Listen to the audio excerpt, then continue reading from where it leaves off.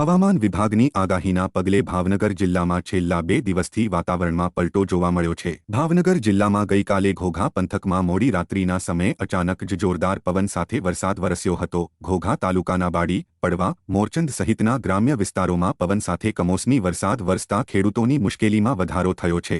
આ વિસ્તારમાં માવઠાના કારણે ખેડૂતોના ઊભા પાકને વ્યાપક નુકસાન થયું છે, એટલે કે ખેડૂતોને આખા વર્ષની મહેનત ઉપર માવઠાનું પાણી ફરી વળ્યું છે। ખેતરમાં ઊભા ઘઉંના પાક અને જુવારના પાકનો સોથ વાળી દીધો છે, જેને લઈને ખેડૂતોને હવે માથે હાથ મૂકીને રોવાનો વારો આવ્યો છે।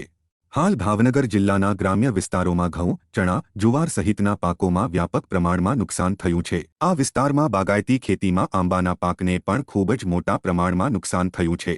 આંબામાં હાલ મોર આવવાની સિઝન છે, એવા સંજોગોમાં કમોસમી વરસાદ પડતા મોર ખરી પડ્યો છે। એક બાજુ જગતના તાતને માનવસર્જિત આફતોનો સામનો તો કરવો પડી રહ્યો છે, ત્યારે બીજી બાજુ હવે કુદરત પણ નારાજ હોય તેમ કુદરતી આફત આવી રહી છે। ત્યારે ખેડૂત બેચારો થઈ માથે હાથ પર હાથ ધરી માત્ર કુદરતને મનાવી રહ્યો છે। ઓલા ખૂણ આપણે વ્યા દે ને તો નેચિંગ તમારે છે ને હોપડ બધું વધારે છે। હા ઈ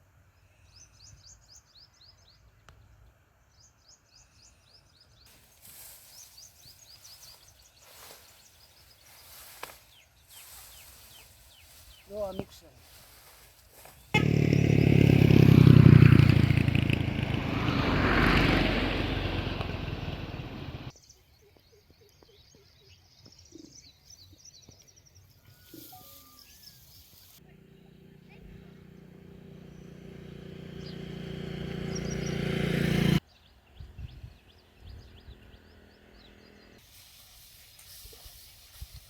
એક જ ફેરો અને પાકો મોલ આ કે ઊભો થાય નહીં,